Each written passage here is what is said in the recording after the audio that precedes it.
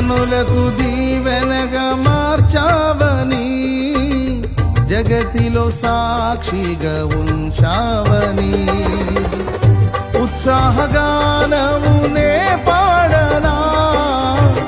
ఉత్సాహగానమునే పాడనా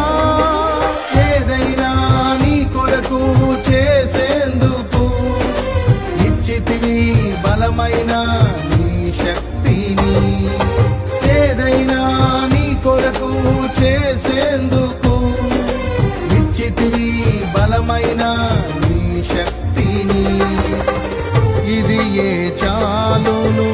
నా జీవితాంతము ఇలా నా